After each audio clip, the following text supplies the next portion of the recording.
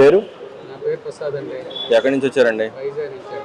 Sir, ఈ government ఉమ్మడి government వచ్చిన తర్వాత ఎలా ఉంది సార్? పరిపాలన ఎలా ఉంది? 9 నెలల పరిపాలన ఎలా ఉంది మీకు? చాలా బాగుందండి. రోడ్లు వేస్తున్నారు, ప్రజలు అభివృద్ధి కనిపిస్తుంది. తర్వాత పిల్లలకు ఉద్యోగాలు వస్తాయని ఆశపడుతున్నారు. తర్వాత ఫ్యాక్టరీలు బోర్డులు వస్తున్నాయి. పిల్లలందరూ ఎక్కడెక్కడికో దేశాలు వెళ్ళే బదులు ఇక్కడే ఉద్యోగాలు చేసుకునే అవకాశం ఉంటుంది.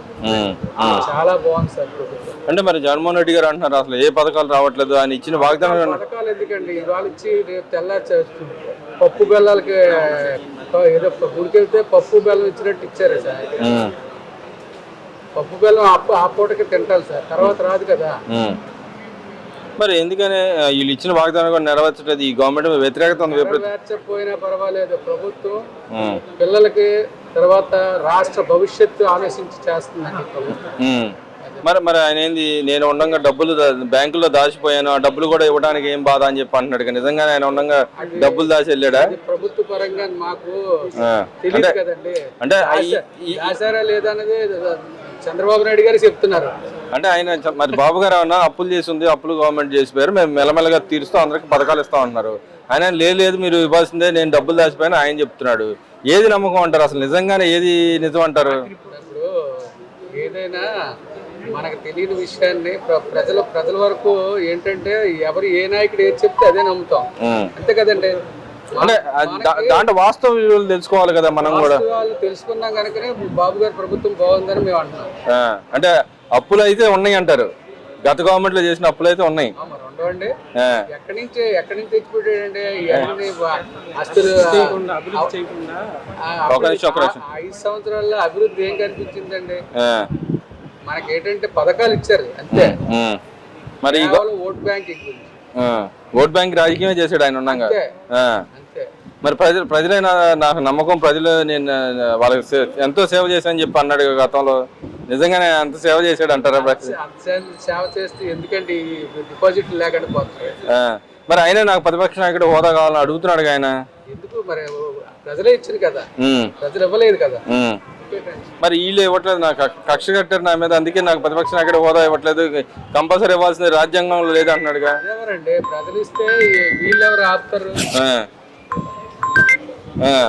అంతే కదండి.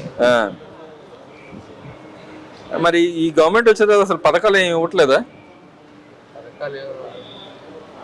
సరే, ఒక 2 నిమిషం మళ్ళీ చేస్తాను సార్.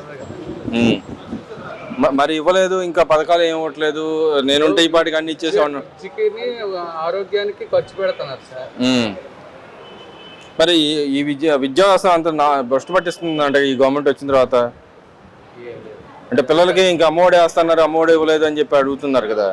అంటే వాళ్ళు చాలా మంది కట్టుకోలేకపోతున్నారంట కదా. నిజంగానే కాదండి, ఒక ఇంట్లో పెళ్లి అయితే ఎక్కడో అప్పు చేసి కొన్ని సర్దుబాటు చేస్తారు.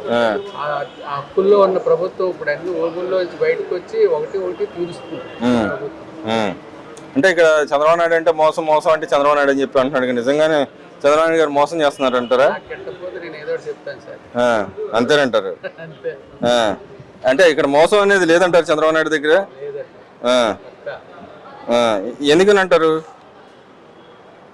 ఎందుకని అంటారు? లేదు, ముందు గతంలో కూడా చూసాం, బాగుంది. ఇప్పుడు కూడా అలాగే చేస్తున్నారు.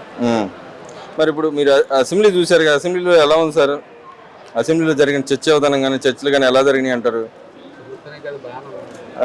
అంటే గతానికి ఇప్పుడు ఏం తేడా కనిపించింది అంటారు మీకు? అసెంబ్లీలో ఇప్పుడు ప్రతిపక్షం లేదు, తర్వాత ఏంటంటే ఏదైనా కక్షపూరితమైన విధానం లేదు, చక్కగా సావధానంగా రాష్ట్రం సురక్షితంగా నడుస్తుంది.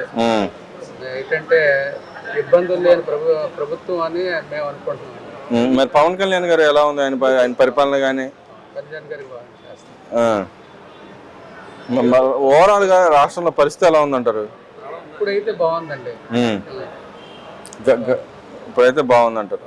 మరి ఆయన ఏంది, నేను వచ్చేది నేనే, నెక్స్ట్ రాబోయే 30 ఏళ్ళు నేనే ఉంటా అంటున్నాడు జగన్మోహన్ రెడ్డి గారు. అంటే ఏ విధంగా చెప్తారంటారు? నా మనసుకు నేను ఏం చెప్పినా ప్రజలు చెప్తారు కదా ఏదేనండి.